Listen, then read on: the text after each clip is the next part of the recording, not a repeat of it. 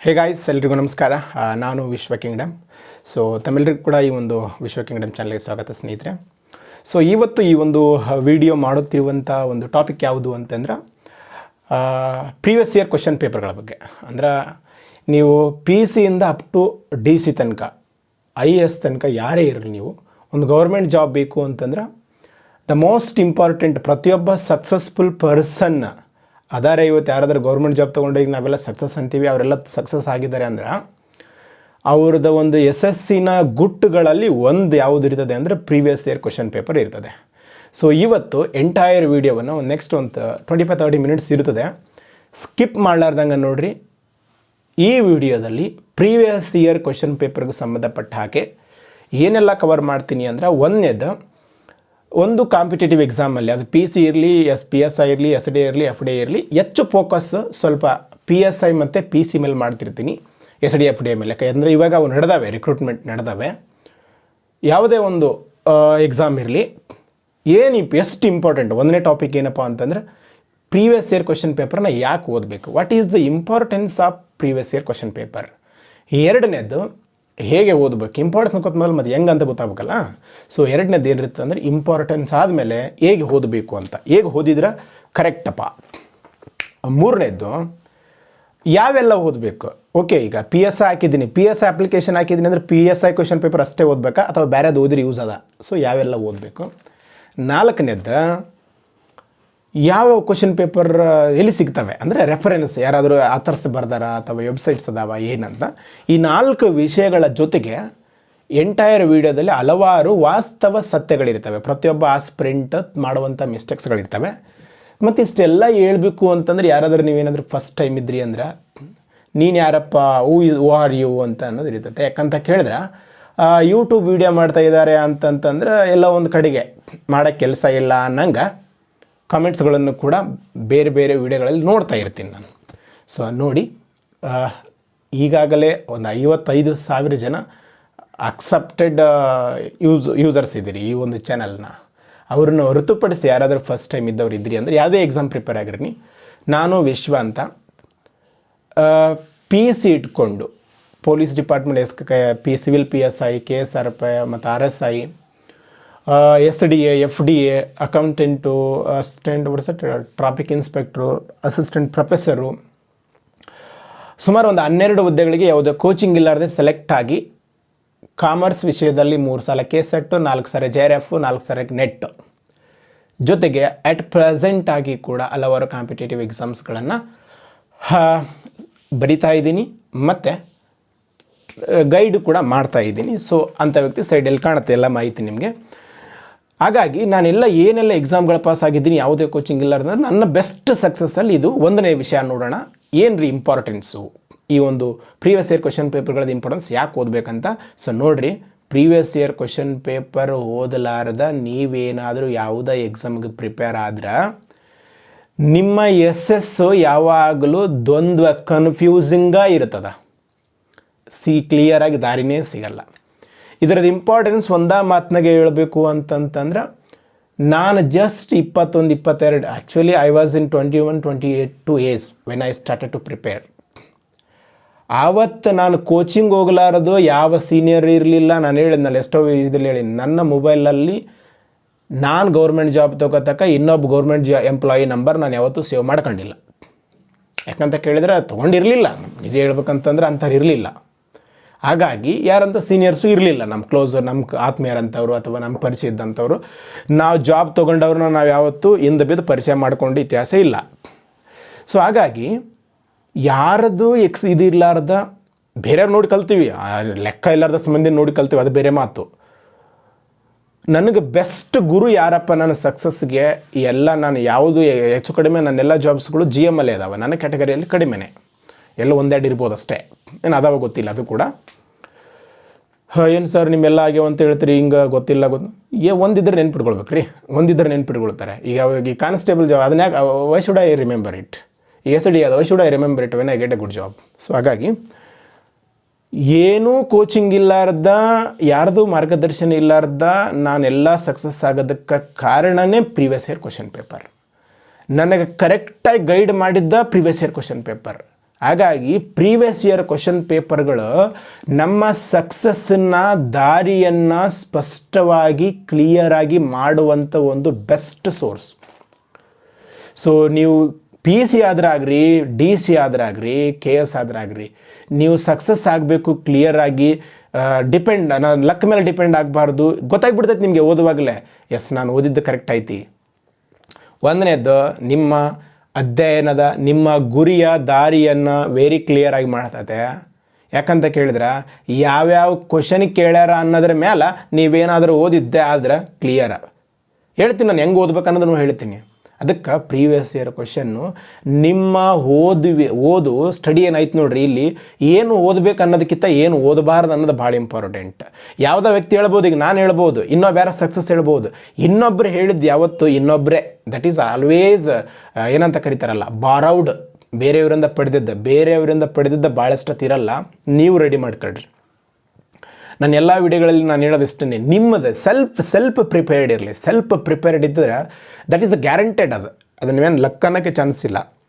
ಇಲ್ಲಿ ನಿಮಗೆ ಗೊತ್ತಾಗತ್ತಾ ಯಾವುದನ್ನು ಓದಬಾರ್ದು ಅಂತ. ಹೆಂಗೆ ಪ್ರೀವಿಯಸ್ ಇಯರ್ ಕ್ವಶನ್ ಪೇಪರ್ ಅಲ್ಲೇ ಇರ್ತೈತೆ. ಒಂದು ವರ್ಷ ಅಲ್ಲವ ಹೇಳ್ತೀನಿ ನಾನು ಎಷ್ಟು ವರ್ಷದ ಓದ್ಬೇಕಂತ.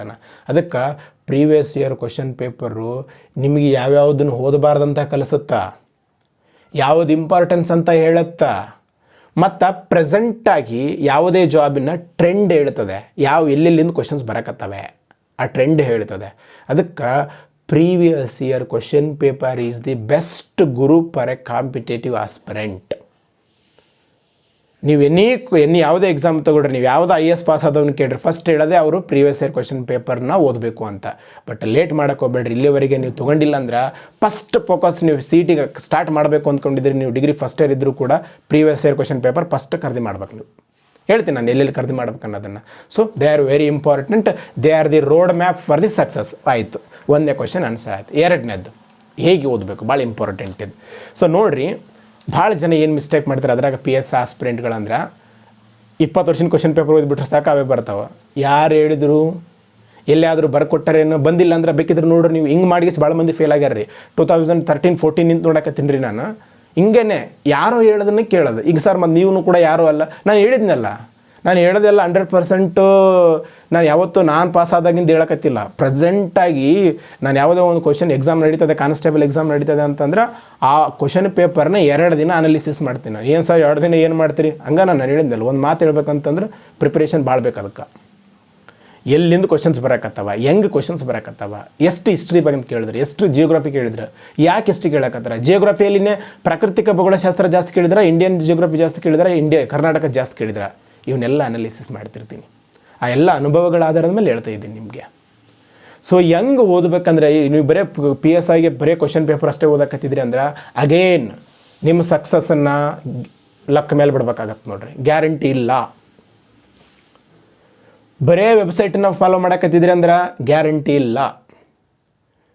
ಬುಕ್ಸನ್ನು ಫಾಲೋ ಮಾಡಿರಿ, ವೆಬ್ಸೈಟನ್ನು ಫಾಲೋ ಮಾಡಿರಿ, ಕ್ವಶನ್ ಪೇಪರ್ನು ಫಾಲೋ ಮಾಡಿರಿ. ಇಷ್ಟೆಲ್ಲ ಹೇಳಿದಾಗ ಮತ್ತೊಂದು ಮಾತು ಹೇಳ್ತೀರಿ, ಸರ್ ಟೈಮ್ ಕವರ್ ಆಗಬೇಕಲ್ಲ. ಅಬ್ಬಬ್ಬಬ್ಬಬ್ಬ, ಏನು ದಿನದ 24 ತಾಸಿನಾಗ ಒಂದೇ ಒಂದು ನಿಮಿಷ ವೇಸ್ಟ್ ಮಾಡಲ್ಲ ನೋಡು. ಕೈಯಾಗ ಮೊಬೈಲ್ ಇಟ್ಕೊಂಡಾಗ ಯಾರ ಜೊತೆ ಮಾತಾಡ್ತಿರ್ಬೇಕಾದ್ರೆ, ಊಟಕ್ಕೆ ಕಾಫಿಗೆ ಹೋದಾಗ, ಟೀಗೆ ಹೋದಾಗ ಅರ್ಧ ತಾಸು ಉದ್ರಿ ಮಾತಾಡಿ ಬರ್ತೀರಿ. ನಿಮ್ಗೆ ಓದಿದ್ದನ್ನು ಇದನ್ನು ಮಾಡಿದ್ದನ್ನು ಓದುವಂಥದ್ದು ಕೊಟ್ಟಂಥ ಟೈಮ್ ಯಾವತ್ತೂ ವೇಸ್ಟ್ ಅಂದ್ಕೋಬಾರ್ದು. ಅದನ್ನು ನಮಗೆ ಓದಕ್ಕೆ ಕೊಟ್ಟದ್ದು ಭಾಳ ಟೈಮ್ ಅನಿಸುತ್ತೆ, ಆದರೆ ಕೆಲಸಕ್ಕೆ ಬರಲಾದ ವಿಷಯಗಳು ಮಾಡಿದಾಗ ನಮ್ಗೆ ಟೈಮೇ ಅನಿಸಲ್ಲ. ಅದು ಬರಬಾರ್ದು.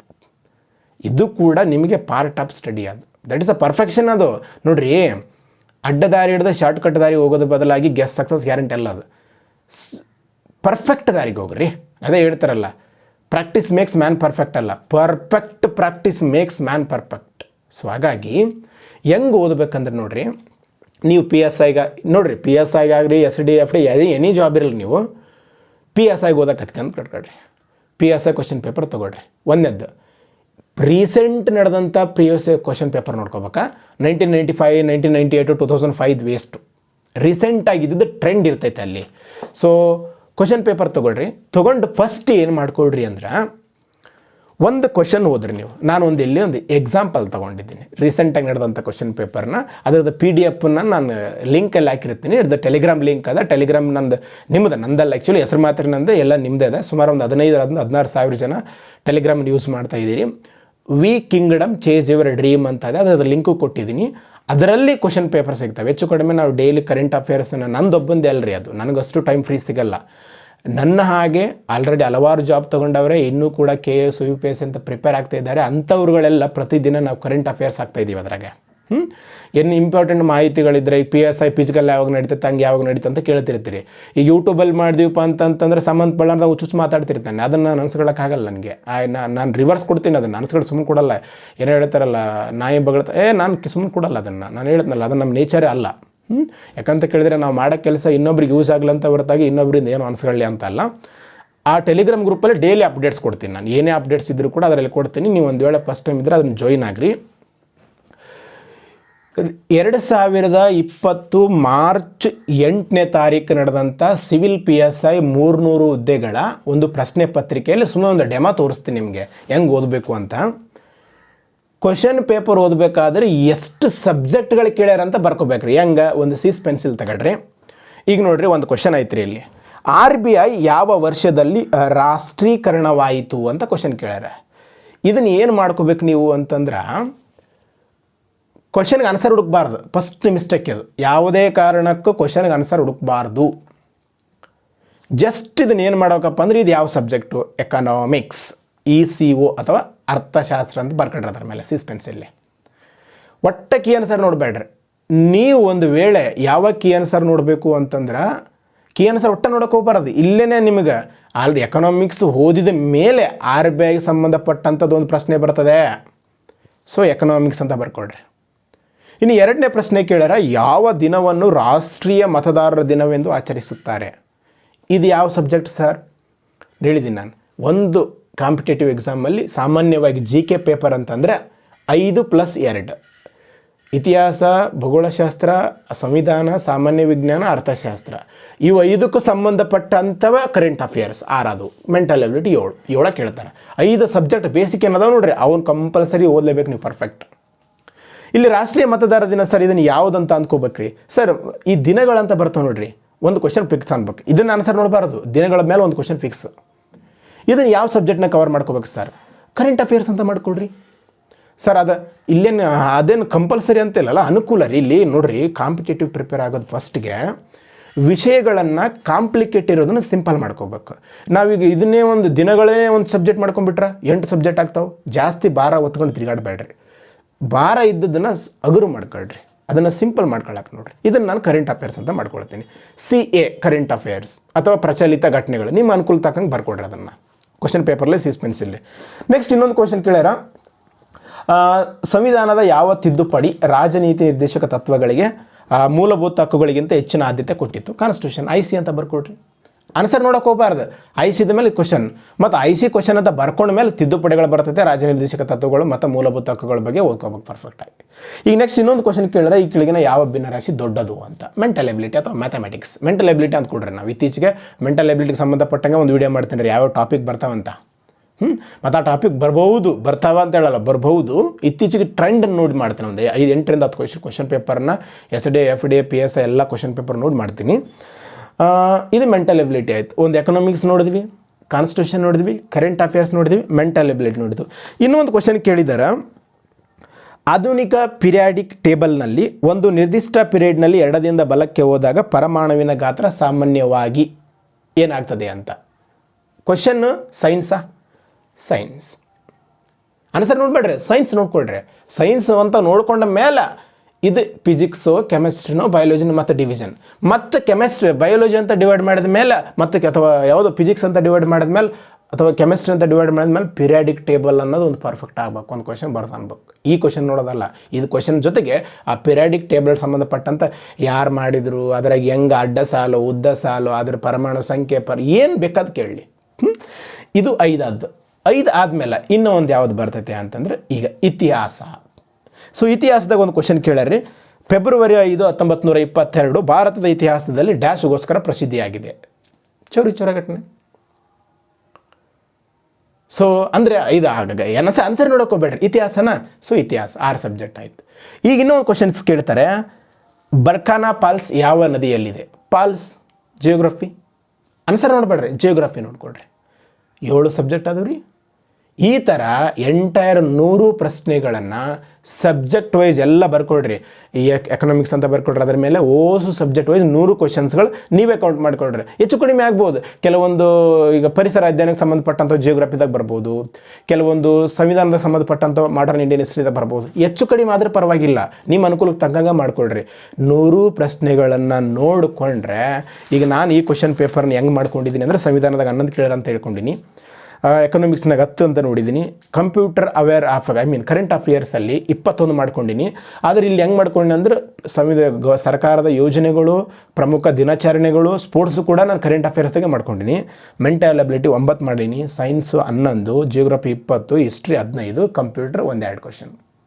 ಈ ರೀತಿ 100 ಕ್ವಶನ್ಗಳನ್ನ ನಾನು ನೋಡಿದೆ. ಅವಾಗ ನನಗೆ ಗೊತ್ತಾಗುತ್ತೆ ನಾನು ಏನೇನು ಓದಬೇಕು ಅಂತ. ಇದು ಒಂದು ಕ್ವಶನ್ ಪೇಪರ್ ಆಯಿತು. ಈ ಥರ ರೀಸೆಂಟಾಗಿ ನಡೆದಂಥ ಒಂದು 3-4 ಕ್ವಶನ್ ಪೇಪರ್ ಫಸ್ಟ್ ಮಾಡಿಕೊಡ್ರಿ. 1.5 hour 2 hour 1 ಅವರಲ್ಲಿ ಹೋಗಿ ಮುಗುತ್ತಿದೆಯಲ್ಲ ಮಾಡಿದಾಗ. ಈಗ ಓದಿರಲ್ರಿ, ಈಗ ನಾನು RBI ಅಂತ ಹೇಳಿದ್ನಲ್ಲ ಫಸ್ಟ್ ಕ್ವಶನ್ನ, ಅವಾಗ ಎಕನಾಮಿಕ್ಸ್ ಅಂತ ಗೊತ್ತಾಯ್ತಾ, ಎಕನಾಮಿಕ್ಸ್ ಓದ್ಬೇಕಂತ ಗೊತ್ತಾಯ್ತು. ಸರ್ ಇಂಪಾರ್ಟೆಂಟ್ ಟಾಪಿಕ್ಕು ಈ ವರ್ಷನ್ ಕ್ವಶನ್ ಪೇಪರ್ ಅದ ನೋಡ್ರಿ, ಎಕನಾಮಿಕ್ಸ್ ಯಾವ ಬಂದವಂತ. ಏನು ರೀ RBI ಅಂತ ಕೇಳಿದ್ರೆ, RBI ಅನ್ನೋದು ಒಂದು ಇಂಪಾರ್ಟೆಂಟ್ ಟಾಪಿಕ್. RBI ಬಗ್ಗೆ ಎಲ್ಲ ನೋಡ್ಕೋಬೇಕು, ಯಾವಾಗ ಸ್ಥಾಪನೆ ಆಯಿತು, ಅದ್ರ ಇತಿಹಾಸ ಏನು, ಅದ್ರ ಪ್ರೆಸೆಂಟ್ ಗವರ್ನರ್ ಯಾರು, ಅದ್ರ ಕಾರ್ಯಗಳೇನು, ಅದ್ರ ಹಣಕಾಸು ನೀತಿ, ಆ CRR ಅಂದ್ರೇನು, ಬ್ಯಾಂಕ್ ರೇಟ್ ಅಂದ್ರೇನು, ಎಲ್ಲ ಕವರ್ ಮಾಡ್ಕೋಬೇಕು. ಎನಿ ಕ್ವಶನ್ಸ್ ಬರಲ್ಲ. ನೀವು ವೆಬ್ಸೈಟನ್ನು ಓದ್ರಿ, ರೆಫರೆನ್ಸ್ ಬುಕ್ ಆದರೂ ಓದ್ರಿ, ಸಕ್ಸಸ್ ಫೇಲರ್ ಆಗೋ ಚಾನ್ಸನೇ ಇಲ್ಲ. ಅದು ಆ ಟಾಪಿಕ್ ಅವರಾಯ್ತು.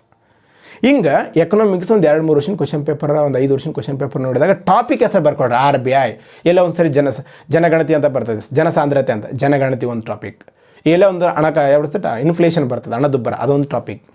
ರಾಷ್ಟ್ರೀಯ ಆದಾಯ ಅಂತ ಬರ್ತದೆ. ಈ ಥರ ಟೋಟಲ್ ಆಗಿ ನೋಡೋಣ. ಮುಂದೆ ಟೈಮ್ ಸಿಕ್ಕರೆ ಒಂದೊಂದು ಸಬ್ಜೆಕ್ಟಿಗೆ ಎಲ್ಲ PC ಹಿಡ್ಕೊಂಡು ಅಪ್ ಟು KS ತನಕ ಏನೇನು ಟಾಪಿಕ್ ಬರ್ತವೆ ಪ್ರೀವಿಯಸ್ ಇಯರ್ ಕ್ವಶನ್ ಪೇಪರ್ನ ಮಾಡೋಣ ಅಂತ ಟೈಮ್ ಸಿಕ್ಕರೆ. ನೋಡಿ, ನಾನು ಹೇಳ್ತಾ ಇದ್ದೀನಿ, ನಾನು ಮಾಡುವಂಥ ಮಾಹಿತಿ ನನ್ನ ಫ್ರೀ ಟೈಮಲ್ಲಿ ನಿಮಗೆ ಯೂಸ್ ಆಗಲಿ ಅಂತ. ಆ್ಯಕ್ಚುಲಿ ತುಂಬ ಟೈಮ್ ಕನ್ಸ್ಯೂಮ್ ಆಗ್ತಾಯಿದೆ, ಇರಲಿ 4 ಜನಕ್ಕೆ ಯೂಸ್ ಆಗತ್ತೈತೆ. ಸೊ ಈ ಥರ ಎಲ್ಲ ಸಬ್ಜೆಕ್ಟ್ ವೈಸ್ ಮಾಡಿಕೊಂಡ್ರೆ ಫಸ್ಟಿಗೆ ಕ್ವಶನ್ ಈಗ ಸರ್ ಯಾವಾಗ ಓದ್ಬೇಕು ಸರ್, ಬುಕ್ ಓದಿದ ಮೇಲೆ ನೋಡ್ಕೋಬೇಕು ಅಥವಾ ಮುಂಚೆ ನೋಡ್ಕೊಳ್ರಿ. ಮುಂಚೆ ಒಂದು ಸಲ ನೋಡಿಕೊಂಡು ಬುಕ್ ಓದೋಕ್ಕೆ ಸ್ಟಾರ್ಟ್ ಮಾಡಿರಿ. ಬುಕ್ ಓದೋಕ್ಕೆ ಸ್ಟಾರ್ಟ್ ಮಾಡಿದಾಗ ನೀವು RBI ಓದಕತ್ರಿ ಅಂದ್ರೆ ಅಲ್ಲಿ ಗೊತ್ತಾಗುತ್ತೆ RBI ಯಾವಾಗ ರಾಷ್ಟ್ರೀಕರಣಗೊಂಡಿತ್ತು, ಅಲ್ಲಿ ಇಡ್ತತೆ ಸಮಥಿಂಗ್ January 1, 1949 ಅಂತ ಇದ್ದಾಗ ಜಸ್ಟ್ ಏನು ಮಾಡಿರಿ ಗೊತ್ತೇನೋದನ್ನು, ಈ ಒಂದು ಸೀಸ್ ಪೆನ್ಸಿಲ್ ತಗೊಳ್ರಿ. 2020 300 PSI ಅಂತ ಅಲ್ಲಿ ಸೀಸ್ ಪೆನ್ಸಿಲ್ ಬರೀರಿ. ನೀವು ಎಲ್ಲೆಲ್ಲಿ ಕ್ವಶನ್ಸ್ ನೋಡ್ತೀರಲ್ಲ ಅಲ್ಲೆಲ್ಲೇ ಬರೆದು ಬಿಡ್ರಿ ಓದುವಾಗಲೇ. ಅದೇನಾಗಿಬಿಡ್ತದೆ ಗೊತ್ತಾ, ನೆಕ್ಸ್ಟ್ ಟೈಮ್ 3 ಸಾರಿ ರಿವಿಷನ್ ಮಾಡ್ಬೇಕು ರೀ, ಜಾಬ್ ಆಗ್ಬೇಕಾದ್ರೆ. ಕೀಪ್ ಇನ್ ಮೈಂಡ್, ನಾನು ಒಂದು ಸಾರಿ ಓದಿ ನಾನು ನೆನಪಿರಲ್ಲ, ಯಾರಿಗಿರುತ್ತಲ್ಲ ನೆನಪು. ಒಂದು ಸಾರಿ ಓದಿ ಯಾರಿಗೆ ನೆನಪಿರಲ್ಲ, ಅವೆಲ್ಲ ಸುಳ್ಳು. ಎಲ್ಲರಿಗೂ ನೆನಪಿರ್ತೈತೆ, ಮನಸ್ಸು ಕೊಟ್ಟರೆ ಎಲ್ಲರಿಗೂ ನೆನಪಿರ್ತೈತೆ. ಯಾವುದು ಇಂಪಾರ್ಟೆಂಟ್, ನಿಮ್ಮ ಜಾಬ್ ಇಂಪಾರ್ಟೆಂಟಾ, ನಿಮ್ಮ ನೆನಪು ಬರೋ ವಿಷಯಗಳು ಇಂಪಾರ್ಟೆಂಟ್, ಅಷ್ಟು ನೀವು ಡಿಸೈಡ್ ಮಾಡ್ಬೇಕಷ್ಟೇ. ಸೊ ಈಗ ಏನಾಗಿಬಿಡ್ತೈತೆ, 2ನೇ ಸಾರಿ ರಿವಿಷನ್ ಮಾಡೋ ಹೊತ್ತಿಗೆ ಇಂಪಾರ್ಟೆನ್ಸ್ ಅಂತ ಗೊತ್ತಾಗ್ಬಿಡ್ತೈತೆ. 3ನೇ ಸಾರಿ ರಿವಿಷನ್ ಮಾಡಿದಾಗ ಕಣ್ಣು ಮುಂದೆ ಬರ್ತೈತೆ, ಫೇಲ್ ಆಗೋ ಚಾನ್ಸೇ ಇಲ್ಲ. ನೋಡಿ, ನಾವು ಓದಲಾರ್ದ ಸುಳ್ಳು ಹೇಳಿ ತೋರಿಕೆ ಮಾಡ್ಕೊಂಡು ಫೇಲ್ ಆಗಬೇಕು ಹೊರತಾಗಿ ಓದಿದ್ರೆ ಯಾರು ಫೇಲ್ ಆಗಲ್ಲ. Keep in mind. ಈಗ ಈ ಥರ ಸಬ್ಜೆಕ್ಟ್ ವೈಸ್ ನೋಡ್ತಾ ಇರಬೇಕಾದ್ರೆ ಫಸ್ಟ್ ಸಾರಿಗೆ ಒಂದು ಸಾರಿ ನೋಡ್ಕೊಳ್ರಿ, ಸೆಕೆಂಡ್ ಸಾರಿ ಬುಕ್ ಓದ್ರಿ. ಫಸ್ಟ್ ಕ್ವಶನ್ ಪೇಪರ್ ನೋಡ್ಕೊಡ್ರಿ ಒಂದು 2-3 ವರ್ಷ. ನೀವು PSI ಓದಕತ್ತೀರಿ ಅಂತಂತಂದ್ರೆ PSIದು ಜೊತೆಗೆ ನಾನು ಹೇಳ್ತೀನಿ ಮುಂದೆ ಯಾವ ಕ್ವಶನ್ ಪೇಪರ್ ಓದ್ಬೇಕಂತ. ಈ ಥರ ಓದ್ರಿ, ಕ್ವಶನ್ ಪೇಪರ್ ನೋಡ್ಕೊಳ್ರಿ, ನಿಮಗೆ ಗೊತ್ತಾಗುತ್ತೆ ನಾವು ಓದೋದು ಸರಿ ಆಯ್ತಾ ಇಲ್ಲ ಅಂತ. ಒಂದೇ ಕ್ವಶನ್ ಪೇಪರ್ ಅಲ್ಲ, 3-4-5 ವರ್ಷದ ಕ್ವಶನ್ ಪೇಪರ್ ನೋಡಿರಿ. 90 ದಿನ ಅದ ರೀ. ಯಾವುದೋ ಎಕ್ಸಾಮಿಗೆ ನೋಟಿಫಿಕೇಶನ್ ಆದಮೇಲೆ 3 ತಿಂಗಳು ಮಿನಿಮಮ್ ಟೈಮ್ ಸಿಗ್ತೈತೆ. 90 ದಿನದಾಗ ಒಂದು ವಾರಕ್ಕೆ ಸುಮ್ಮನೆ ಒಂದು 2 ಕ್ವಶನ್ ಪೇಪರ್, ಒಂದು ವಾರದಾಗ 2 ಕ್ವಶನ್ ಪೇಪರ್ ತೊಗೊಂಡ್ರೆ ಸುಮಾರು 25-30 ಕ್ವಶನ್ ಪೇಪರ್ ಕವರ್ ಆಗ್ತಾವೆ. ನೀವೇ ಅಸೆಸ್ ಮಾಡ್ಕೋಬೋದು. ಸೊ ಈ ಥರ ಹೋದ್ರಿ ನೀವು ಎಲ್ಲ ಸಬ್ಜೆಕ್ಟ್ ವೈಸ್ ಮಾಡ್ಕೊಳ್ರಿ. ಒಂದು ಕ್ವಶನ್ ಕೇಳ್ಯಾರ ಅಂತಂದರೆ, ಈಗ RBI ರಾಷ್ಟ್ರೀಕರಣಗೊಂಡು ನೆಕ್ಸ್ಟ್ ಏನು ಕೇಳ್ಬೋದು, ಸ್ಥಾಪನೆ ಆದ ಕೇಳ್ಬೋದು, ಪ್ರೆಸೆಂಟ್ ಗವರ್ನರ್ ಕೇಳ್ಬೋದು, CRR ಕೇಳ್ಬೋದು, ಏನೇ ಕ್ವಶನ್ಸ್ ಕೇಳ್ಬೋದು, ಎಲ್ಲದಕ್ಕೆ ರೆಡಿ ಆಗ್ಬೇಕು. ಆವಾಗ ನೀವು ಇತ್ತೀಚೆಗೆ ನಾನು ಅಬ್ಸರ್ವ್ ಮಾಡಕತ್ತೀನಿ PSI ಓದೋರ್ನ 20 ವರ್ಷದ ಕ್ವಶನ್ ಪೇಪರ್ ಓದಬೇಕು. 20 ವರ್ಷದ ಕ್ವಶನ್ ಪೇಪರ್ ಅಲ್ಲ, ನೀವು 100 ವರ್ಷದ ಕ್ವಶನ್ ಪೇಪರ್ ಓದಿದ್ರು ಕೂಡ ಸಿಲೆಬಸ್ ಕವರ್ ಮಾಡಿದಂಗೆ ಆಗುತ್ತೆ ಅಷ್ಟು ಓದಿರ. ಅದ್ರ ಬದಲಾಗಿ ಇನ್ಫಾರ್ಮೇಷನ್ ಓದ್ರಿ, ನೀವೇ ಕ್ವಶನ್ಸ್ ಮಾಡ್ಕೊಳ್ರಿ. ಎಲ್ಲ ಆ್ಯಂಗಲ್ ನಿಂತು ಏನು ಕೇಳ್ಬೋದು ಅಂತ ಸ್ವಲ್ಪ ಡಿಫ್ರೆಂಟಾಗಿ ನಿಮ್ಮಿಂದ ಬರಲ್ರಿ. ಅದೊಂದು ನಿಮ್ಮಿಂದ ಬರಬೇಕಾದ್ರೆ, ನಿಮ್ಮಿಂದ ಬಂದಾಗ ಸಕ್ಸಸ್ ಪಕ್ಕ ಆಗುತ್ತೆ, ನೆನಪು ಹೋಗಲ್ಲ. ಇನ್ನೊಂದು ರೆಡಿ ಮಾಡಿದಿತ್ತಪ್ಪ ಅಂತಂದ್ರೆ ಅದು ಯೂಸ್ ಆಗಲ್ಲ ಜಾಸ್ತಿ. ಮತ್ತು ಇತ್ತೀಚೆಗೆ ವೆಬ್ಸೈಟ್ ನೋಡತ್ತೀನಿ, ಬರೀ ವೆಬ್ಸೈಟ್ ಅಷ್ಟು ಕ್ವಶನ್ ಎಲ್ಲ ಡೌನ್ಲೋಡ್ ಮಾಡಿಕೊಂಡು ವೆಬ್ಸೈಟ್ದಂದೇ ನೋಡತ್ತೀನಿ, ಅಷ್ಟು ಕವರ್ ಮಾಡಿರಿ ಸಾಕಲ್ಲ ಅಂತ ಹೇಳ್ತೀವಿ. ಯಾವುದೋ ಒಂದು ವರ್ಷನಾಗ ಅವೇ ಬರ್ಬೋದು. ಹಿಂದಿನ ವರ್ಷದಿಂದ ಯಾವುದೋ ನೋಡಿದ್ರೆ ಬರೀ ವೆಬ್ಸೈಟ್ನಾಗ ಬಂದಿರ್ಬೋದು. ಇದೇ ವರ್ಷನೂ ವೆಬ್ಸೈಟ್ನಿಂದೇ ಬರ್ತಾವಂತ ಏನು ಗ್ಯಾರಂಟಿ ಅದ? ಬರಲಿಲ್ಲ ಅಂದ್ರೆ ಏನು ಮಾಡ್ತೀರಿ? ಅದಕ್ಕೆ ನಿಮ್ಮ ಸಕ್ಸಸ್ಸನ್ನು ಬಹುದು ಅನ್ನೋದಕ್ಕಿಂತ ಬರುತ್ತದೆ ಅಂತ ಗ್ಯಾರಂಟಿ ಮಾಡಿಕೊಡ್ರಿ. ಬುಕ್ಸ್ ಓದ್ರಿ, ಬುಕ್ಸ್ ಓದಿದ ಮೇಲೆ ವೆಬ್ಸೈಟ್ ಕ್ವಶನ್ ಪೇಪರ್ಗಳನ್ನ ಆನ್ಸರ್ ಮಾಡಿರಿ. ವೆಬ್ಸೈಟ್ ಕ್ವಶನ್ ಪೇಪರ್ ನೋಡಿದ ಮೇಲೆ ಕ್ವಶನ್ ಪೇಪರ್ ಟ್ರೆಂಡ್ ನೋಡಿರಿ. ಸರ್ ಈ ವರ್ಷನ ಪೇಪರ್ ಬಂದಂಗೆ ಬರ್ತದೆ, ಬರಲಿಕ್ಕಿಲ್ಲ, ನಾನು ಅದೇ ಹೇಳಿದ್ನಲ್ಲಿ ಇಲ್ಲಿ ಎಲ್ಲ ಕವರ್ ಆಗಿಬಿಡ್ತೈತೆ, ಸಕ್ಸಸ್ ಪಕ್ಕ. ಈ ಥರ ಓದ್ಬೇಕು ನೋಡಿರಿ. ಇದು 2ನೇ ಕ್ವಶನ್ ಆಯ್ತು, ಹೇಗೆ ಓದ್ಬೇಕು ಅನ್ನೋದು. 3ನೇದು ಯಾವೆಲ್ಲ ಕ್ವಶನ್ ಪೇಪರ್ ಓದಬೇಕು ಅಂದರೆ, ಈಗ PSI ಪ್ರಿಪೇರ್ ಆಕೈತಿರಪ್ಪ, ಬರೀ PSI ಕ್ವಶನ್ ಪೇಪರ್ ಅಷ್ಟೇ ಓದಬೇಕಾ? PSI ಅದರಲ್ಲಿ ವಿಶೇಷವಾಗಿ PSI ಕ್ವಶನ್ ಪೇಪರ್ ಓದೋರಿಗೆ ಹೇಳಕತ್ತಿ ನೋಡ್ರಿ, ನೀವು ಪ್ರೀವಿಯಸ್ ಆಗಿ ಓದಾಕತ್ತೀರಿ ಅಂದರೆ PSIದು ರೀಸೆಂಟ್ ಆಗಿರೋದು ಫಸ್ಟ್ ಪ್ರಿಫರೆನ್ಸ್ ಕೊಡ್ರಿ. ಓಲ್ಡ್ ಓದೋಕೊಂಬೇಡ್ರಿ ಜಾಸ್ತಿ, ರೀಸೆಂಟ್ ಆಗಿರೋದಕ್ಕೆ ಅದನ್ನೂ ಓದಬೇಕು. ನೀವು ಇನ್ನೂ ನಿಮ್ಗೆ ಅಷ್ಟು ಅಬ್ಸರ್ವ್ ಆಗಲ್ಲ ರೀ. ಯಾಕಂತ ಕೇಳಿದ್ರೆ ಈಗ ಪ್ರಿಪೇರ್ ಆಗಕತ್ತೀರಿ, 7-8 ವರ್ಷಗಳಿಂದ ಅನುಭವ ಹೇಳ್ತಾ ಇದ್ದೀನಿ ರೀ. ರೀಸೆಂಟಾಗಿ ನಡೆದಂಥ ನಿನ್ನೆ ನಾಳೆ ಪೇಪರ್ ನಡೆದಂದ್ರೆ ಅದಕ್ಕೆ ಒಂದಿನ ಟೈಮ್ ಕೊಡ್ತೀನಿ ಮಿನಿಮಮ್. ನಾನು ಅನಲೈಸ್ ಮಾಡ್ಕೋತೀನಿ ಕ್ವಶನ್ ಎಲ್ಲಿಂದ ಬಂದಾವ ಅಂತ, ಇಂಗ್ಲೀಷ್ದಾಗ ಹೊಡೆದು ನೋಡ್ತೀನಿ, ವೆಬ್ಸೈಟ್ನಿಂದ ಬಂದಾವ ಗೊತ್ತಾಗ್ಬಿಡುತ್ತಾ. ಮತ್ತು ತೆಗಿಯಕತ್ತಾರೆ ಹೆಂಗದಾರೆ, ಏನು ನೀನು ನಾನು ಹೇಳಿದ್ನಲ್ಲ ಏನು PhD ಇನ್ನೂ 8-10 ವರ್ಷದಿಂದ ಮಾಡಿದ್ದೀನಿ ನಾನು, ಇವತ್ತಲ್ಲ PhD. So don't think something negative about person. ಅದ್ರಾಗ ನಾನು ಹೇಳ್ತೀನಲ್ಲ, I never entertain that kind of comments and all. So ಆ ಟ್ರೆಂಡನ್ನ ಅರ್ಥ ಮಾಡ್ಕೋಬೇಕು. ಅದೇ ಹೇಳ್ತಾರಲ್ಲ, ನೀ ರಂಗೋಲಿ ದಾಟಿ ಬಂದ್ರೆ ನಾನು ರಂಗೋಲಿ ಕೆಳಗಿನಿಂದ ಬರ್ತೀನಿ ಅನ್ನಂಗಿರ್ಬೇಕು. ಇಲ್ಲಿ ಕಾಂಪಿಟೇಟಿವ್ ಎಕ್ಸಾಮ್ ಪ್ರಿಪೇರ್ ಆಗೋನು ಹೆಂಗಿರ್ಬೇಕು ಗೊತ್ತೇನ್ರಿ ನನ್ನ ಮೈಂಡ್ ಸೆಟ್ಟ. ಒಂದು, ನನ್ನ ಆಯುಧಗಳನ್ನಾದರೂ ಬಲಪಡಿಸ್ಕೊಳ್ತೀನಿ.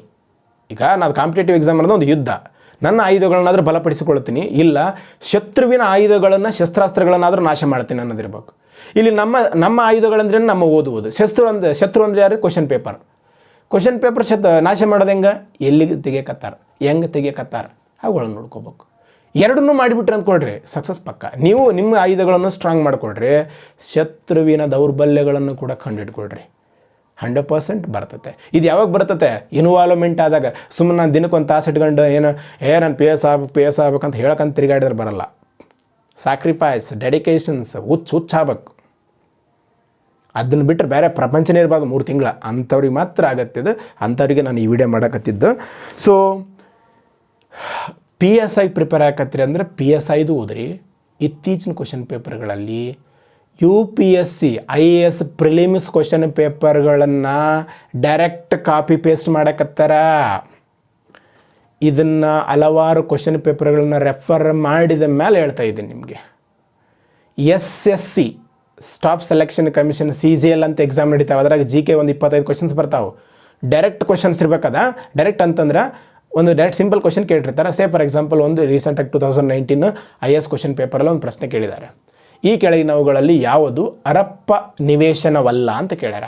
ಡೈರೆಕ್ಟ್ ಕ್ವಶನ್, 4 ಆಪ್ಷನ್ಸ್ ಕೊಟ್ಟಾರೆ, 3 ಇರ್ತಾವೆ, 1 ಇರಲ್ಲ. ಇದನ್ನೇನು ಮಾಡ್ತಾರೆ, ಪೊಲೀಸ್ ಡಿಪಾರ್ಟ್ಮೆಂಟಲ್ಲಿ ಕ್ವಶನ್ ಪೇಪರ್ ತೆಗೆಯೋರು ಯಾರೋ ಸಬ್ಜೆಕ್ಟ್ ಎಕ್ಸ್ಪರ್ಟ್ ಅಲ್ಲ, IPS ಅಧಿಕಾರಿಗಳು, ನಾನ್ ಎಕ್ಸಿಕ್ಯೂಟಿವ್ನಲ್ಲಿರುವಂಥ IPS ಅಧಿಕಾರಿಗಳು. ಅವ್ರುಗಳೆಲ್ಲ ಹೆಚ್ಚು ಕಡಿಮೆ ಇಂಗ್ಲೀಷ್ನಲ್ಲೇ ಓದಿರ್ತಾರೆ. ಸೊ ಇಂಗ್ಲೀಷ್ ಕ್ವಶನ್ ಪೇಪರ್ ತೆಗಿತಾರೆ, ಅದನ್ನು ಟ್ರಾನ್ಸ್ಲೇಟ್ ಮಾಡ್ತಾರೆ. ಅದಕ್ಕೇ ಕಾನ್ಸ್ಟೇಬಲ್ PSI ಪೇಪರ್ಗಳಲ್ಲಿ ಅತಿ ಹೆಚ್ಚು ಪ್ರಶ್ನೆಗಳನ್ನು ಕನ್ನಡದಲ್ಲಿ ಕೂಡ ಇಂಗ್ಲೀಷ್ನಾಗೆ ಕೇಳಿರ್ತಾರೆ. ಕೇಳ್ಬೋದು ನಾಳೆಗೆ, ಈ ಕೆಳಗಿನವುಗಳಲ್ಲಿ ಯಾವುದು ಹರಪ್ಪ ಸೈಟ್ ಅಲ್ಲ ಅಂತ. ಸೈಟ್ ಇಂಗ್ಲೀಷ್ ಪದ, ಪಕ್ಷಾಂತರ ನಿಷೇಧ ಕಾಯ್ದೆ, ಆ್ಯಂಟಿ ಡಿಫೆಕ್ಷನ್ ಲಾ, ಹಂಗೆ ಕೇಳಿದ್ರಲ್ಲ. ಅದಕ್ಕೆ UPSC ಪ್ರಿಲಿಮ್ಸ್ ಪೇಪರ್ನು ಕೂಡ ಡೈರೆಕ್ಟ್ ಕ್ವಶನ್ಸ್ಗಳನ್ನ ಕವರ್ ಮಾಡಿರಿ. SSC ಕ್ವಶನ್ ಪೇಪರ್ಗಳನ್ನು ಕವರ್ ಮಾಡಿರಿ. ವಿಶೇಷವಾಗಿ ಇಂಗ್ಲೀಷ್ನಾಗಿರುವಂಥ ಕ್ವಶನ್ ಪೇಪರ್ಗಳನ್ನ ಕವರ್ ಮಾಡಿರಿ. ಯಾಕಂದರೆ ವೆಬ್ಸೈಟಲ್ಲಿ ಗೂಗಲ್ ಹೊಡೆದ್ರೆ ಇಂಗ್ಲೀಷಲ್ಲೇ ಜಾಸ್ತಿ ಸಿಗ್ತವೆ. ಅದಕ್ಕೆ PSIದು ಕವರ್ ಮಾಡಿರಿ, PCದು ಕವರ್ ಮಾಡಿರಿ, UPSCದು ಕವರ್ ಮಾಡಿರಿ, SSCದು ಕವರ್ ಮಾಡಿರಿ. ಇವನ್ನೆಲ್ಲ ಕವರ್ ಮಾಡಿದ್ರೆ ಪಕ್ಕ ಅದ್ರಲ್ಲಿ ಸಕ್ಸಸ್. ಅವನ್ನೆಲ್ಲ ಕವರ್ ಮಾಡ್ಬೇಕಂದ್ರೆ ಫಸ್ಟ್ ನೀನು ಓದಬೇಕು. ಓದಿದ ಮೇಲೆ ಅವನ್ನ ನೋಡ್ಕೋಬೇಕು, ಒಂದು ರೆಡಿ ಮಾಡಿ ಇಟ್ಕೋಬೇಕು. ಸೊ ಯಾವೆಲ್ಲ ಈಗ SD ಓದಕತ್ತೀರಿ ಅಂತಿಕೋ, KPSC ನಡೆಸುವಂಥ ಗ್ರೂಪ್ C, KS ಇತ್ತೀಚೆಗೆ ಯಾವೆಲ್ಲ ಎಕ್ಸಾಮ್ ನಡೆಸಿದೆ ವೆಬ್ಸೈಟಲ್ಲಿ ಹೋದರೆ ಪ್ರಶ್ನೆ ಪತ್ರಿಕೆಗಳಂತ ಸಿಗುತ್ತೆ. ಅದನ್ನು ಕ್ಲಿಕ್ ಮಾಡಿ ನೋಡಿದ್ರೆ 2021-20ದಾಗ ಸಿಗುತ್ತವೆ ಎಲ್ಲ ಕ್ವಶನ್ ಪೇಪರ್ಗಳು. ಅವನ್ನ ನೋಡ್ಕೊಳ್ರಿ. ಸೊ SD FD KS ಓದೋರು UPSC ಪ್ರಿಲಿಮ್ಸು, KS ಪ್ರಿಲಿಮ್ಸು, ಮತ್ತು ಗ್ರೂಪ್ A ಗ್ರೂಪ್ B ಯಾವುದಾದ್ರು ಎಕ್ಸಾಮ್ ನೋಡಿದ್ರೆ KS ನೋಡ್ಕೊಳ್ರಿ. ಬೇರೆ ಯಾವುದೇ ಎಕ್ಸಾಮ್ ರೀಸೆಂಟಾಗಿ ಗ್ರೂಪ್ C ಅದ, ಗ್ರೂಪ್ C ಇದ್ದೇ ಕೂಡ. ಸೊ ಈ ಥರ ನೀವು ಓದುವಂಥ ಒಂದೇ ಜಾಬಿಗೆ ಸಂಬಂಧಪಟ್ಟ ಒಂದೇ ಕ್ವಶನ್ ಪೇಪರ್ ರೆಫರ್ ಮಾಡಿದರೆ ಫೇಲ್ ಆಗೋ ಸಾಧ್ಯತೆ ಜಾಸ್ತಿ ಇರ್ತೈತೆ. ಇಲ್ಲಿ ನೋಡ್ರಿ, ಕಾಂಪಿಟೇಟಿವ್ ಎಕ್ಸಾಮ್ ಅಂದರೆ 35 ಮಾರ್ಕ್ಸ್ ತಗೊಂಡು ನಾನು ಡಿಗ್ರಿ ಪಾಸ್ ಆಗ್ತಾನೆ ನಂಗೆ ಅಲ್ಲ. 5 ಚಾಪ್ಟರ್ ಇರ್ತಾವೆ, 3 ಚಾಪ್ಟರ್ ಓದಿದ್ರೆ ಸಾಕು, 80 ಮಾರ್ಕ್ಸ್ ಬರ್ತೀವಿ, 20 ಮಾರ್ಕ್ಸ್ ಇಂಟರ್ನಲ್ ಕೊಡ್ತಾರೆ, 100 ಹಂಗಿಲ್ಲ. ಇಲ್ಲಿ ಸಿಲೆಬಸ್ ಹೆಸರಷ್ಟೇ ಹೇಳ್ಯಾರ, ಏನು ಸಂವಿಧಾನದಾಗ ಯಾವುದಾದ್ರೂ ಕೇಳ್ಬೋದು. ಸಾಮಾನ್ಯ ವಿಜ್ಞಾನದಾಗ ಯಾವುದಾದ್ರೂ ಕೇಳ್ಬೋದು. ಇದನ್ನೇ ಯಾಕೆ ಕೇಳಿರಿ ಅಂತ ಕ್ವಶನ್ ಮಾಡೋಂಗಿಲ್ಲ. ಯಾಕಂತ ಕೇಳಿದ್ರೆ ಯಾವ ನೋಟಿಫಿಕೇಷನಲ್ಲಿ ನಾವು 10 ಕೇಳ್ತೀವಿ 15 ಕೇಳ್ತೀವಿ ಅಂತ ಹೇಳಿಲ್ಲ. CET ಅಂತಂದರೆ ಕಾಮನ್ ಎಂಟ್ರೆನ್ಸ್ ಟೆಸ್ಟ್ ಅಂತ ನಾವು ಅಂದ್ಕೊಂಡಿದ್ದೇವೆ. ಅದು ಕಾಮನ್ ಎಲಿಮಿನೇಷನ್ ಟೆಸ್ಟ್. ನಮ್ಮನ್ನು ಎಲಿಮಿನೇಟ್ ಮಾಡಬೇಕು. 550 ಪೋಸ್ಟ್ ಅದಾವ ಅಂತಂತಂದ್ರೆ 1,20,000 ಮಂದಿಯಲ್ಲಿ 1,19,500 ಮಂದಿ ಡಿಲೀಟ್ ಮಾಡಬೇಕು. ಡಿಲೀಟ್ ಮಾಡ್ತದೆ. ಅದಕ್ಕೆ don't blame the system, don't blame the question paper. ನೀವು ರೆಡಿ ಆಗ್ಬೇಕು ಅದಕ್ಕೆ. ಯಾಕಂತ ಕೇಳಿದ್ರೆ ಅಂಥ ಹಾರ್ಡ್ ವರ್ಕ್ ಮಾಡಿದವನಿಗೆ ಸಿಗುತ್ತೆ. ಅದು ಹಾರ್ಡ್ ವರ್ಕ್ ಮಾಡಲಾರ್ದವನಿಗೆ ಸಿಕ್ಕರೆ ಸರಸ್ವತಿ ಯಾವತ್ತೂ ಮೋಸ ಮಾಡೋಕ್ಕೆ ಹೋಗಲ್ಲ. ಇನ್ನು ಕೆಲವೊಬ್ರು ಹೇಳ್ತೀರಿ ಏನೋ ದುಡ್ಡು ನಡೀತಾವೆ, ಅದನ್ನು ಮಾಡ್ತೀನಿ ರೀ, ಆ ವಿಡಿಯೋ ಮಾಡ್ತೀನಿ. ಅದು ತುಂಬ ಕಾಂಟ್ರವರ್ಷಿಯಲ್ ಅದ, ಅದನ್ನು ನೋಡಿರಿ ನೀವು. ಈ ವಾರದಲ್ಲಿನೇ ಮಾಡ್ತೀನಿ ಅದನ್ನು. ಇದು ಯಾವ ಕ್ವಶನ್ ಪೇಪರ್ ಓದಬೇಕಂತ ಆಯಿತು. ಇನ್ನು ಎಲ್ಲಿ ಸಿಗ್ತವೆ ಆ ಪ್ರೀವಿಯಸ್ ಇಯರ್ ಕ್ವಶನ್ ಪೇಪರ್ಗಳು ಎಲ್ಲಿ ಸಿಗ್ತವೆ ಸರ್, ಇವೆಲ್ಲ ಹೇಳಿದ್ರಿ ನೋಡಿರಿ. ನಾನು ಇಲ್ಲಿ PC ಇಟ್ಕೊಂಡು SDA FDA group C KS ಇವೆಲ್ಲ ಸೇಮ್ ಅಪ್ಲಿಕೇಬಲ್ ಆಗ್ತವೆ. ಇವನ್ UPSC ಕೂಡ ಎಲ್ಲಿ ಸಿಗ್ತಾವೆ ನೋಡಿರಿ. ನಾನು ಕೆಲವೊಂದು ಆ ಥರ ಹೆಸರು ಹೇಳ್ತೀನಿ. ಅದಕ್ಕಂತ ಏನೋ ಅವ್ರ ಪರವಾಗಿ ಅಡ್ವರ್ಟೈಸ್ಮೆಂಟ್ ಅಂತ ಸೀನೇನಿಲ್ಲ, ಅಂಥವನ್ನೆಲ್ಲ ನಾನು ಮಾಡೋಕ್ಕೆ ಹೋಗಲ್ಲ. ನಾನೊಬ್ಬ ಆಸ್ಪಿರೆಂಟಾಗಿ ನಾನು ಕೂಡ ಸುಮಾರು ಒಂದು 15-20 ಸಾವಿರ ಟೆಲಿಗ್ರಾಮಲ್ಲಿ ಇದ್ದಾರೆ. ಟೆಲಿಗ್ರಾಮಿಗೆ ಜಾಯ್ನ್ ಆಗೋರೆಲ್ಲ ಅಷ್ಟು ಮಂದಿ ಹೆಚ್ಚು ಕಡಿಮೆ ನೀಡಿದ್ದಾರೆ, ಜಾಯ್ನ್ ಆಗಿರ್ತಾರೆ. ಯಾರು ಕೂಡ ಲಿಂಕನ್ನು ಕ್ಲಿಕ್ ಮಾಡಿ ಅದ್ರಾಗ ಜಾಯ್ನ್ ಅಂತ ಹೋಗಿ ಅದನ್ನು ಯಾರು ಹೋಗಲ್ಲ. ಸೊ ಯೂಟ್ಯೂಬ್ ಆದರೆ ಯಾರಿಗೆ ಬೇಕು ಅವ್ರಿಗೆ ಬರ್ಬೋದು. ಅವರಿಗೆಲ್ಲ ಫಾಲೋ ಮಾಡಿಕೊಂಡು ಸುಮಾರು 7-8 ವರ್ಷಗಳ ಸಕ್ಸಸ್ ರೇಟನ್ನು ನಿಮಗೆ ಅದನ್ನು ಸಜೆಸ್ಟ್ ಮಾಡ್ತಾ ಇದ್ದೀನಿ. ಕಾನ್ಸ್ಟೇಬಲ್ಗೆ ಹೋದವರು PS ನಮ್ಮ KM ಸುರೇಶ್ ಸರ್ ಅವ್ರದ್ದು ಪ್ರಶ್ನೆ ಕೋಶ ಅಂತದೆ. ಅಲ್ಲಿ ಕ್ವಶನ್ನು ಕೊಟ್ಟವ್ರೆ, ಎಕ್ಸ್ಪ್ಲನೇಷನ್ ಕೊಟ್ಟಾರೆ. ಆ ಬುಕ್ ತೊಗೋಬೇಕಾದ್ರೆ ಒಂದು ಸಲ ನೋಡಿರಿ. ಎಡಿಷನ್ ಇತ್ತೀಚಿನ ಪ್ರವೃತ್ತಿ ಎಡಿಷನ್ ಅಂತ ಇದ್ರೆ ಮಾತ್ರ ತೊಗೊಳ್ರಿ. ಪ್ರವೃತ್ತಿ ಆ ಒಂದು ಪರಿಷ್ಕೃತ ಮುದ್ರಣ ಇದ್ರೆ ತೊಗೊಳ್ರಿ ನೀವು. ಯಾಕಂತ ಕೇಳಿದ್ರೆ ರೀಸೆಂಟ್ ಇಯರ್ದು ಆ್ಯಡ್ ಮಾಡ್ಬೇಕು. ಅದ್ರಾಗ ಅಲ್ಲಿ ಕ್ವಶನ್ ಕೊಟ್ಟರೆ ಎಕ್ಸ್ಪ್ಲನೇಷನ್ ಕೊಟ್ಟಾರ, ಎಲ್ಪ್ ಆಗುತ್ತೆ ನಿಮಗೆ. PSI ಇದೆ, ಸೇಮ್ PS ನಮ್ಮ KM ಸುರೇಶ್ ಸರ್ದೇ ಕೊಟ್ಟಾರ ಎಕ್ಸ್ಪ್ಲನೇಷನ್. ಆದ್ರೆ ಇತ್ತೀಚೆಗೆ ಒಂದು ಬುಕ್ ಬಂತು ಮಾರ್ಕೆಟಲ್ಲಿ. ಅದನ್ನು ನನಗೆ ರೆಫರಲ್ ಸಮಥಿಂಗ್ ನಾನೆಲ್ಲ ನೋಡಿದೆ. ಅದನ್ನು ಇಲ್ಲೇ ನಮ್ಮ ಹುಡುಗೊಬ್ಬ ತಂದಿದ್ದ. ಅನರ್ಘ್ಯ ಅಂತ ಸುಮಾರು ಒಂದು 52 PSI ಪೇಪರ್ಗಳದಾವೆ. ಅಲ್ಲಿ ಎಕ್ಸ್ಪ್ಲನೇಷನ್ ಇಲ್ಲ, ಆದರೆ ಈ ರೀಸೆಂಟಾಗಿ ನಡೆದುವಂಥ PSI ಪೇಪರ್ ಇಟ್ಕೊಂಡು ಅದಾವೆ. ಆ ಬುಕ್ಕನ್ನು ರೆಫರ್ ಮಾಡ್ಬೋದು. ಆ ಬುಕ್ನಾಗ ಏನೋ ಒಂದು OMR ಸೀಟ್ ಕೊಟ್ಟಾರೆ ಪ್ರಾಕ್ಟೀಸ್ ಮಾಡೋಕ್ಕೆ, ಅಲ್ಲಿ ಆದರೂ ರೆಫರ್ ಮಾಡ್ಬೋದು. ಇದು PSI ಆಯಿತು. ಇನ್ನು KPS ಇದು SDA FDಗೆ ಸಂಬಂಧಪಟ್ಟಂಗೆ KM ಸುರೇಶ್ ಸರೇ ಬುಕ್ ಬರ್ದಾರೆ. ಡೀಟೇಲ್ಡ್ ಕ್ವಶನ್ ಪೇಪರ್ ಅದ. ಈ ಗ್ರೂಪ್ C ಸಂಬಂಧಪಟ್ಟಂಗೆ ಇತ್ತೀಚೆಗೆ ಉಷಿನಪ್ಪ ನಾಯಕ್ ಸರ್ ಒಂದು ಬುಕ್ ಬರ್ದಾರೆ, ಅದನ್ನು ನೋಡ್ಕೊಳ್ರಿ. KS ಸಂಬಂಧಪಟ್ಟಂಗೆ ಈ MSV ಗೋಲ್ಡ್ ಅಂತ ಒಂದು ಪಬ್ಲಿಕೇಶನ್ ಅದ, ಅವ್ರು ಕೂಡ ಬರ್ದಾರೆ, ಅದನ್ನು ನೋಡ್ಕೊಳ್ರಿ. ಸರ್ ಕೆಲವೊಬ್ರು ಕೇಳ್ತಾರೆ ಇಂಗ್ಲೀಷ್ನಾಗ. ನೋಡಿರಿ, ನನಗೆ ಇಂಗ್ಲೀಷಲ್ಲಿ ನಾವು ಜಾಸ್ತಿ ತಲೆ ಕೆಡ್ಸೋಕೆ ಹೋಗಲ್ಲ. ಯಾಕೆ ತಲೆ ಕೆಡ್ಸೋಕೆ ಹೋಗಲ್ಲ ಅಂದರೆ ಕರ್ನಾಟಕದಾಗ ಯಾರು ಕೂಡ ಇಂಗ್ಲೀಷ್ನ ಕ್ವಶನ್ ಪೇಪರ್ ಬರೆಯಲ್ಲ. ಒಂದು ಬುಕ್ ಬರೀಬೇಕಂತಂದ್ರೆ ಅವ್ರು ಬೆನಿಫಿಟ್ ನೋಡ್ಕೋತಾರೆ, ಕೀಪ್ ಇನ್ ಮೈಂಡ. ಹಾಗಾಗಿ ನೀವು ಒಂದು ಸಲ ವೆಬ್ಸೈಟಲ್ಲಿ ಚೆಕ್ ಮಾಡಿರಿ, ಗೂಗಲಲ್ಲಿ ಹೋಗಿ ನೋಡಿರಿ. SDA FDA question paper book in English Kannada ಅಂತ ಹೊಡೆದ್ಬಿಡ್ರಿ, ಎಲ್ಲ ಗೊತ್ತಾಗ್ಬಿಡ್ತಾವೆ. ಭಾಳ ಜನ ಹೇಳೋದು ಹೆಲ್ಪ್ ಮಾಡ್ರೆ ಭಾಳ ಜನ ಅದಾರ. ಇಲ್ಲ ನೀವು ಡಿಸ್ಟ್ರಿಕ್ಟ್ ಪ್ಲೇಸ್ನಾಗ ಇದ್ರೆ ಒಂದು ಬುಕ್ ಸ್ಟಾಲ್ದಾಗ ಹೋಗ್ರಿ, ಸ್ವಪ್ನ ಬುಕ್ ಸ್ಟಾಲ್ದಾಗ ಹೋಗ್ರಿ. ನೀವು ಬುಕ್ ಸ್ಟಾಲ್ದಾಗ ಹೋಗಿ ಮಾದರಿ ಪ್ರಶ್ನೆ ಪತ್ರಿಕೆಗಳು ನೋಡಬೇಡ್ರಿ, ಆಲ್ರೆಡಿ ಇಂದಾಗಿರುವಂಥ ಪ್ರಶ್ನೆ ಪತ್ರಿಕೆಗಳು ನೋಡ್ರಿ. ಯಾಕೆ ಮಾದರಿ ಪ್ರಶ್ನೆ ಪತ್ರಿಕೆಗಳು ನೋಡಬೇಡ್ರಿ ಅಂತ ಹೇಳ್ತಂದ್ರೆ, ಮಾದರಿ ಪ್ರಶ್ನೆ ಪತ್ರಿಕೆಗಳು ಸೆಟ್ ಮಾಡಿದವರು ಕ್ವಶನ್ ಪೇಪರ್ ತೆಗೆಯುವಂಥ ಅಥಾರಿಟಿ ಅಲ್ಲ. ಹಿಂಗೆ ನಿಮ್ಮಂಗೆ ಯಾರೋ ಕೋಚಿಂಗ್ ಸೆಂಟರ್ದವರು, ಯಾರೋ ಎಕ್ಸ್ಪೀರಿಯನ್ಸ್ ಇದ್ದವರು. ಈಗ ಎಕ್ಸ್ಪೀರಿಯನ್ಸ್ ಇದ್ದವರು ಕೋಚಿಂಗ್ ಸೆಂಟರ್ದವ್ರು ತೆಗೆದಂಥ ಪ್ರಶ್ನೆಗಳು ಬಂದರೆ ಕೋಚಿಂಗ್ ಸೆಂಟರ್ ಎಷ್ಟು ಪಾಪ್ಯುಲರ್ ಆಗಲಾಗಿರ್ಬೇಕು, ಬರಬಹುದು ಅಂತ ತೆಗಿತಾರೆ. ಆದರೆ ಅವ್ರು ಬಂದವೆ ಅಂತ ಹೇಳ್ತಾರೆ. ಅದಕ್ಕೆ ಫಸ್ಟ್ ಪ್ರಿಫರೆನ್ಸು ನಡೆದಂಥ ಎಕ್ಸಾಮ್ಗಳಿರಬೇಕು. ಆಮ್ಯಾಕ ಟೈಮ್ ಇದ್ದರೆ ಮಾಡಲ್ ಕ್ವಶನ್ ಪೇಪರ್ ನೋಡಬೇಕು. ಈ ಮಾಡಲ್ ಕ್ವಶನ್ ಪೇಪರ್ ತೆಗೆಯಲು ಒಂದು ಮಿಸ್ಟೇಕ್ ಏನಾಗುತ್ತಂದ್ರೆ, ಸಬ್ಜೆಕ್ಟ್ ಎಕ್ಸ್ಪರ್ಟ್ ತೆಗಿತಾರೆ ಇವರು. ಅಂದರೆ ಕೋಚಿಂಗ್ ಸೆಂಟರ್ಗಳಲ್ಲಿ ಒಂದು ಸಬ್ಜೆಕ್ಟ್ ಹೇಳ್ತಿರ್ತಾರೆ, ಇವ್ರಿಗೆ ಏನು ಡೀಪ್ ಗೊತ್ತಿರ್ತೈತೆ ಅದನ್ನು ತೆಗಿತಾರೆ. ಕೆಲವೊಂದು ಸಾರಿ ಹುಡುಗರು ಮಾಡಲ್ ಕ್ವಶನ್ ಪೇಪರ್ದಾಗ 55 ಸ್ಕೋರ್ ಮಾಡಲ್ಲ. ಅವ್ರು ಏನು ಮಾಡ್ಕೊಂಡ್ಬಿಡ್ತಾರೆ, ನನ್ನ ಸ್ಕೋರ್ ಆಗಲಿಲ್ಲ, ನನ್ನ ಹಣೆ ಬರ ಸರಿ ಇಲ್ಲ, ನಾನು PS ಆಗಲ್ಲ, ನಾನು ಇನ್ನೊಂದು ಯಾವುದು ಪೋಸ್ಟ್ ಆಗಲ್ಲ ಅಂತ ಅಳ್ಕೊಂತ ಕೊಡ್ತಾರೆ. ಅದಕ್ಕೆ ನಾನು ಹೇಳಿದ್ದು, ಈ ಮಾರ್ಕ್ ಟೆಸ್ಟು ಮಾಡಲ್ ಪೇಪರ್ಗಳು ಬರೀರಿ. ಅವುಗಳ ಸಾಮರ್ಥ್ಯದ ಆಧಾರದ ಮೇಲೆ ನೀವು ನೆಗೆಟಿವ್ ಆಗಬೇಡ್ರಿ, ಪಾಸಿಟಿವ್ ಆಗಿರಬೇಕಿದ್ರೆ. ಸ್ಕೋರ್ ಚೆನ್ನಾಗಿ ಮಾಡಿದರೆ ಎಕ್ಸೈಟ್ಮೆಂಟ್ ಆಗಬೇಡ್ರಿ, ಜಾಸ್ತಿ ಕಡಿಮೆ ಮಾಡಿದರೆ ಡಿಪ್ರೆಷನ್ ಹೋಗ್ಬೇಡ್ರಿ. ಅಲ್ಲಿ ಬರೋ ಪ್ಯಾಟ್ರನ್ನೇ ಬಟ್ ಓದ್ರಿ, ಇಂಪ್ರೂವ್ಮೆಂಟ್ ಮಾಡಿಕೊಡ್ರಿ ಅಂತ ಹೇಳುತ್ತಾ. ಸೊ ಸೋರ್ಸ್ಗಳು ನೋಡಿರಿ, ಇಷ್ಟೆಲ್ಲ ಹೇಳಿದೆ ನಾನು. ನಿಮ್ಗೆ ಇಂಗ್ಲೀಷ್ ಬೇಕಿತ್ತು ಅಂತಂದ್ರೆ ಅದಾವ್ರಿ ಸಮಥಿಂಗ್ ಸಪ್ನ ಸೀರೀಸಲ್ಲಿ ಕೆಲವೊಂದು ಇಂಗ್ಲೀಷ್ SDA FDA ನೋಡಿದ್ದೀನಿ, ಗ್ರೂಪ್ಸ್ ಎಲ್ಲ ನೋಡಿದ್ದೀನಿ. ಅವುಗಳನ್ನು ನೋಡಿರಿ. ಎಲ್ಲ ಕ್ವಶನ್ ಪೇಪರ್ಗಳು ಸಿಗುವಂಥ ಒಂದು ಬುಕ್ ಅದ, ಕಾನ್ ಬೂಸ್ಟರ್ ಅಂತ ಒಂದು ಬುಕ್ ಅದ. ಎಲ್ಲ ಸಿಗ್ತವೆ ಅದರಾಗಿ, ಎಲ್ಲ ಬೇಕಾಗಿಲ್ಲ ಅಂತ ನಾನು ಅಂದ್ಕೊಳ್ತೀನಿ. ಸ್ವಲ್ಪ ಸಿಸ್ಟಮೆಟಿಕ್ ಆಗಿರಲಿ ನಿಮ್ಮ ಸ್ಟಡಿ. ಸೊ ಇಂಪಾರ್ಟೆನ್ಸ್ ಹೇಳಿದೆ, ಹೆಂಗೆ ಓದ್ಬೇಕಂತ ಹೇಳಿದೆ, ಯಾವೆಲ್ಲ ಕ್ವಶನ್ ಪೇಪರ್ಗಳನ್ನ ರೆಫರ್ ಮಾಡ್ಬೇಕಂತ ಹೇಳಿದೆ, ಮತ್ತು ರೆಫರೆನ್ಸ್ಗಳು ಕೂಡ ಹೇಳಿದೆ. ಇಷ್ಟೆಲ್ಲ ಹೇಳಿದ ಮೇಲೆ ಒಂದು ತಲೆಗೆಟ್ಕೊಳ್ರಿ, ನಾನು ಯಾಕೆ ಈ ಕ್ವಶನ್ ಪೇಪರ್ಗೆ ಜಾಸ್ತಿ ಇಂಪಾರ್ಟೆನ್ಸ್ ಕೊಡ್ತೀನಿ ಅಂತಂದ್ರೆ, ಸಕ್ಸಸ್ಸಿಗೆ ಬೆಸ್ಟ್ ಸೊಲ್ಯೂಷನ್ ರೀ ಇದು.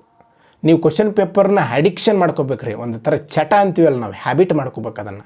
ನಾನು ಸುಮ್ಮನೆ ಎಲ್ಲೋ ಬಸ್ನಾಗ ಹೊಂಟೀನಿ, ಟ್ರೈನಾಗ ಹೊಂಟೀನಿ ಅಂತಂದ್ರೆ ಸುಮ್ಮನೆ ಕೆಲಸಕ್ಕೆ ಬರಲಾದ ಮೂವಿನ, ಕೆಲಸಕ್ಕೆ ಬರಲಾದ ಸಾಂಗನ್ನ ಕೇಳ್ಕೊಂಡ್ರೆ ಕೊಡೋದು ಬದಲಾಗಿ ಕ್ವಶನ್ ಪೇಪರ್ ಸುಮ್ಮನೆ ನೋಡ್ಕೋಬೇಕು. PDF ನಿಮ್ಮ ಮೊಬೈಲ್ದಾಗ PDF ಇರ್ತೈತೆ. ನಿಮ್ದು ಏನು ರೀ, ನಿಮ್ಮ ಜಾಬ್ ಆಗ್ಬೇಕಂತ ಜಾಬ್ ಆಗೋ ತನಕ ಏನು ಅದಕ್ಕೆ ವರ್ಷಾನುಗಟ್ಟಲೆ ಬೇಕಾಗಿಲ್ಲ, 1 ವರ್ಷ ರೀ ಪೂರ್ತಿ ಇನ್ವಾಲ್ವ್ಮೆಂಟ್ ಆಗಿರಿ. ಯಾವ ಫ್ರೆಂಡ್ ಬೇಡ, ಯಾವ ರಿಲೇಟಿವ್ ಬೇಡ, ಯಾವ ಎಂಥವೂ ಬೇಡ. 100% ನಿಮಗೆ 1000 ಮಂದಿ ಫ್ರೆಂಡ್ಸ್ನ ತಂದು ಕೊಡ್ತೈತ್ರಿ ಅದು. ನಿಮ್ಮ ಪೇರೆಂಟ್ಸ್ ಖುಷಿ ನೋಡ್ರಿ ನೀವು ಎಲ್ಲದಕ್ಕಿಂತ ಹೆಚ್ಚಾಗಿ.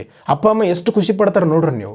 ಹಾಗಾಗಿ ಅಪ್ಲಿಕೇಶನ್ ಹಾಕಿ ಪುಸ್ತಕಗಳನ್ನು ಮನೆಗೆ ತಂದಿಟ್ಟು ಕೊಡೋಕೆ ಹೋಗಬೇಡ್ರಿ. ಯಾರೆಲ್ಲ PS ಅಪ್ಲಿಕೇಶನ್ ಹಾಕಿದಿರಿ ಅವರೆಲ್ಲರಿಗೆ ನನ್ನ ಒಂದು ರಿಕ್ವೆಸ್ಟ್ ಅಂತ ಅಂದ್ಕೊಡ್ರಿ, ಸಜೆಷನ್ ಅಂತ ಏನಾದ್ರು ಅಂದ್ಕೊಡ್ರಿ, ನೀವು ಯಾವತ್ತೂ PS ಆಗಲ್ಲ. ಅಪ್ಲಿಕೇಶನ್ ಹಾಕಿ ಮನೆಗೆ ತಂದಿಟ್ರ ಎವ್ರಿ ಡೇ, ಇವತ್ತು ನಾಳೆಗೆ ಏಪ್ರಿಲ್ 1 ರೀ, ಏಪ್ರಿಲ್ 1 ಪ್ರಮಾಣ ಮಾಡಿಕೊಳ್ರಿ. Not it is a full day, ಅದು 3 ದಿನ ಅಲ್ಲ. ಹಣಕಾಸು ವರ್ಷದ ಆರಂಭ. ನಮ್ಮ ಭಾರತ ರಾಷ್ಟ್ರೀಯ ದಟ್ ಅಂಬೇಡ್ಕರ್ ಅವರು ಪ್ರಾಬ್ಲಮ್ ಇಂಡಿಯನ್ ರೂಪಿ ಅನ್ನೋ ಬುಕ್ಕಲ್ಲಿ ಎಲ್ಟನ್ ಯಂಗ್ ಅವರ ಕಮಿಷನ್ ಆಧಾರದ ಮೇಲೆ ಸ್ಥಾಪನೆಯಾದ RBIನ ಒಂದು ದಿನ ಸ್ಟಾರ್ಟ್ ಮಾಡಿರಿ. ಮತ್ತು ನಮ್ಮ ಈಗ ಯುಗಾದಿ ಸ್ಟಾರ್ಟ್ ಆಗುತ್ತೆ, ನ್ಯೂ ಇಯರ್. ಹಿಂದೂ ಕ್ಯಾಲೆಂಡರ್ ಪ್ರಕಾರ, ಇಂಡಿಯನ್ ಕ್ಯಾಲೆಂಡರ್ ಪ್ರಕಾರ ಅದೇ ತಾನೇ.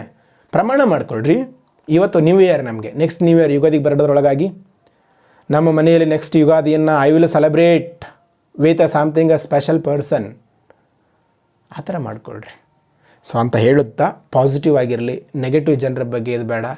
ನಮ್ಮ ಹುಚ್ಚ ಯಾವತ್ತೂ ಕೂಡ ಒಂಥರ ಏನೋ ಒಂದು ಇದ್ರ ಥರ ಆಗಬಾರ್ದು. ಅದು ಭತ್ತದ ಬಣಿವೆ ಥರ ಆಗಬಾರ್ದು. ಬಣಿವೆ ಬೆಂಕಿ ಹಚ್ಚಿಬಿಟ್ರೆ ಸುಟ್ಬಿಡ್ತೈತೆ ರೀ, ಅದೊಂದು ಕಸ. ನಾವೇನು ಕಣಿಕೆ ಬಣಿವೆ ಅಂತೀವಲ್ಲ, ಸುಟ್ಬಿಡ್ತೈತೆ. ಆದರೆ ಕಲ್ಲಿದ್ದಲಿನ ಕಾವು ಥರ ಆಗಬೇಕು. ಕಲ್ಲಿದ್ದಲಿಗೆ ಯಾಕೆ ಕಲ್ಲಿದ್ದಲು ನಾವು ಇಂಧನ ಯೂಸ್ ಮಾಡ್ತೀವಿ ಅಂದರೆ ಅದು ಜಾಸ್ತಿ ಕಾವು ಕೊಡ್ತೈತೆ. ಸದಾ ಬರ್ನ್ ಆಗ್ತಿರ್ಬೇಕು, ಎದೆಯಾಗ ದಗ್ಗ ಹುರಿತಿರ್ಬೇಕು. ಸುಮ್ಮನೆ ಯಾರೋ ಇನ್ನೊಬ್ಬರಾಗ್ಯಾರ ಅಂತ ನೋಡಿ ಆದರೆ ಅದು ವರ್ಕೌಟ್ ಆಗೋಲ್ಲ. ನೀನು ಡೆಡಿಕೇಟ್ ಮಾಡ್ಕೊ. ಅದಕ್ಕಾಗಿಯೇ ಭಾಳಷ್ಟು ಜನ ಆರಂಭ ಸೂರರಾಗಬೇಡ್ರಿ. ಆರಂಭ ಸೂರರಾಗಿಲ್ಲ ಅಂದರೆ ಸಕ್ಸಸ್ ಪಕ್ಕಾ ಆಗುತ್ತೆ. ಸೊ ಇಷ್ಟೊತ್ತು ನೋಡಿದ್ದಕ್ಕಾಗಿ ನಿಮ್ಗೆ ಯೂಸ್ಫುಲ್ ಅನಿಸಿದ್ರೆ ಮಾತ್ರ, ನಿಮಗೆ ಯೂಸ್ಫುಲ್ ಅನಿಸಿದರೆ, ಯಾರೆಲ್ಲ ನೋಡಿರಲ್ಲ ನಿಮ್ಮ ಅಣ್ಣ, ತಮ್ಮ, ಅಕ್ಕ, ತಂಗಿ, ಫ್ರೆಂಡ್ ಒಳ್ಳೆಯದನ್ನು, ನಿಮ್ಗೆ ಒಳ್ಳೇದು ಅನಿಸಿದ್ರೆ, ನಾನು ಹೇಳೋದೆಲ್ಲ ಒಳ್ಳೇದಲ್ಲ, ನಿಮ್ಗೆ ಒಳ್ಳೇದು ಅನಿಸಿದ್ರೆ ಶೇರ್ ಮಾಡ್ಕೊಳ್ರಿ. ಶೇರ್ ಮಾಡ್ಕೊಂಡ್ರೆ ಗೊತ್ತಿಲ್ಲಾರ್ದವ್ರಿಗೆ ಎಷ್ಟೋ ಗೊತ್ತಾಗುತ್ತೆ. ಯೂಸ್ ಅನಿಸಿದ್ರೆ ಸಬ್ಸ್ಕ್ರೈಬ್ ಆಗಿರಿ. ನನ್ನ ಬೆನಿಫಿಟ್ಗೆಲ್ಲ, ನಿಮ್ಮ ಬೆನಿಫಿಟ್ಟಿಗೆ ಸಬ್ಸ್ಕ್ರೈಬ್ ಆದರೆ ನಾನು ಹಾಕುವಂಥ ನೆಕ್ಸ್ಟ್ ವೀಡಿಯೋ ನಿಮ್ಗೆ ಜಲ್ದಿ ಗೊತ್ತಾಗತ್ತೆ ಅಂತ ಹೇಳುತ್ತಾ, ಟೈಮ್ ವೇಸ್ಟ್ ಮಾಡ್ಕೊಳಕ್ಕೆ ಹೋಗಬೇಡ್ರಿ. ನೀವು ಟೈಮ್ ಪಾಸ್ ಅಂತೀರಿ, ಅದಕ್ಕೆ ಟೈಮ್ ಪಾಸ್ ಅಲ್ಲ, ಅದು ನಿಮ್ಮ ಜೀವನನೇ ವೇಸ್ಟ್. ಟೈಮ್ ವೇಸ್ಟ್ ಮಾಡ್ಕೊಳಕ್ಕೆ ಹೋಗಬೇಡ್ರಿ. ಟೈಮನ್ನು ಯೂಟಿಲೈಸ್ ಮಾಡ್ಕೊಳ್ರಿ. ನಿಮ್ಮ ವಯಸ್ಸು ವೇಸ್ಟ್ ಆಗುತ್ತೆ. ಈ ಯೌವನನ 18ರಿಂದ ಹೆಚ್ಚು ಕಡಿಮೆ 35 ಒಳಗೆ ಇರ್ತೀರಿ ನೀವು ವಿಡಿಯೋ ನೋಡೋರ. ಈ ಯೌವನವನ್ನು ವೇಸ್ಟ್ ಮಾಡ್ಕೊಳಕ್ಕೆ ಹೋಗಬೇಡ್ರಿ.